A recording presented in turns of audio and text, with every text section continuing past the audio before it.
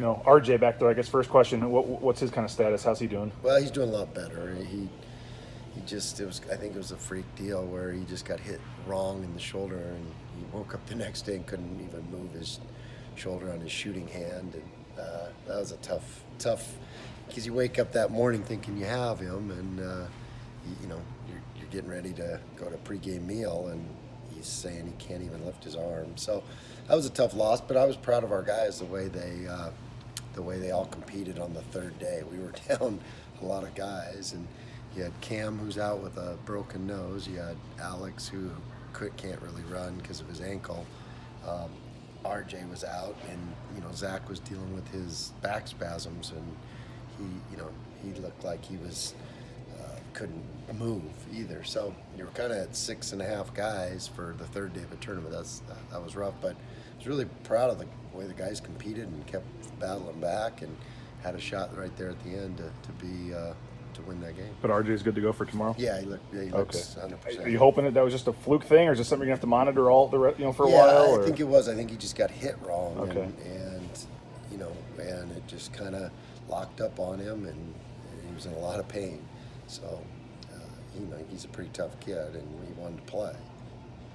Well, it looked like the trip was awfully cool. You guys got to hang out with some stingrays in the ocean. What was the bonding like for your team and the experience? That was great. I told the guys, we're all upset that we didn't win that last game. We were right there, but there's going to be, this is a once-in-a-lifetime being in the Caymans. We're going to go enjoy this day, and we'll fix it when we get back to Boise, and that's kind of was our focus. And so we had a really good day together, and good Thanksgiving, a lot to be thankful for, and got to kind of do a once-in-a-lifetime deal with getting to kiss a stingray. So it's pretty amazing. It really was, and the people there in the Caymans were so great, and it was a good tournament.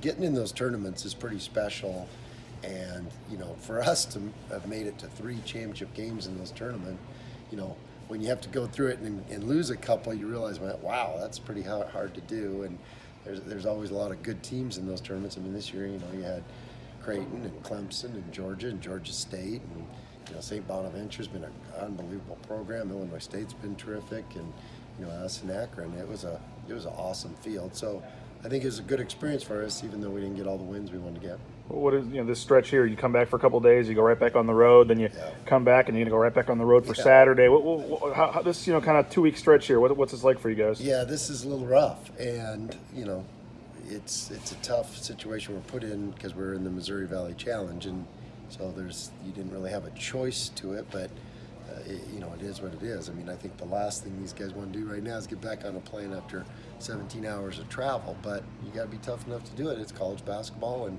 we get another good opportunity against the Missouri Valley team, and we got to keep improving. That's our biggest thing, is if we can keep improving, we're going to have a good basketball team. Drake was, I believe, picked to finish 9th, but if I have a hunch, you'll probably tell us they're a pretty talented team. So what do we need to know about them? He did a nice job of putting together a team that that looks really good. They got the pieces. They can really shoot the ball, and they're playing very, very hard. They've won a couple close games, and that's always a good sign. Teams that can win close games, and so we're going to have our work cut out for us, no doubt about it. And then playing on the road, that's always an adventure. And first we got to deal with the travel, then you got to deal with the opponent and on their court. That's one of the hardest things to do in sports. Speaking about all the pieces, you've had some injuries, you had this and that, so you go back, get new faces everywhere. Have you been able to kind of put your puzzle together a little bit better, given all the little challenges you've had? Well, you think you're starting to make that progress, and then you get, you wake up the day of the Illinois State game, and RJ can't play after he's playing so good, and so then the puzzle gets scrambled again, and we do need Hobbs back. That's the thing. Like the Illinois State coach Dan said to me, he's like, Hobbs was, I know he was one of your best players, and now he hasn't even been a factor yet. And so you do want all those pieces together to see how it can function, but you just got to kind of deal with what's thrown at you, and that's what our guys have been doing a good job of.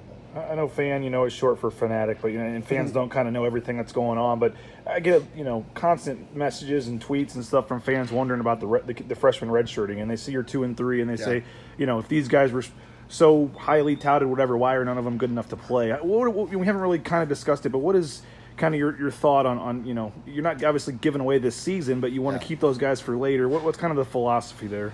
Well, I just know that every decision I've made in the short term, I've regretted that I didn't make it in the long term. And, that's the thing about me being here for a while and me, wanting to keep building this program is I'm making long-term decisions and for their careers too. And they're guys that want to be great players here, and they're going to be a lot better when they're 22 and 23 than when they're 18. I just know that. And so I don't want to do a knee-jerk, and then take somebody off red shirt and then we get everybody healthy again and then they don't play. So, I'm not going to sacrifice their short-term career and the program short-term for what the dividends we're going to reap down in the future. And so basically, just they wouldn't play enough to make it worth it at this point, in your opinion. Right now they wouldn't. Because we're going to get Hobbs back. You just don't know when. And that's a guy you expect to play between 20 and 30 minutes a game. And so now all those freshman minutes that you're giving those guys are gone. And RJ's gonna get healthy. We're not gonna have him out, hopefully, knock on wood. And you're gonna.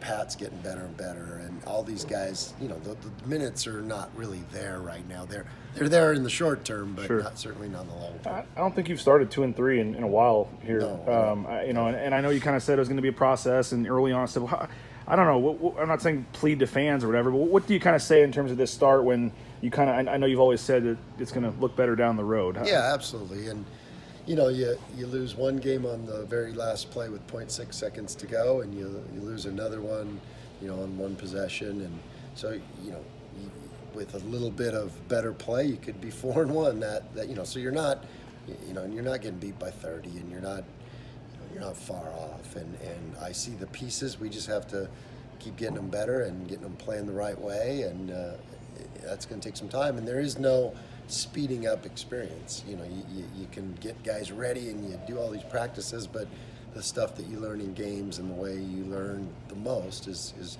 the experience of a game. I'm good.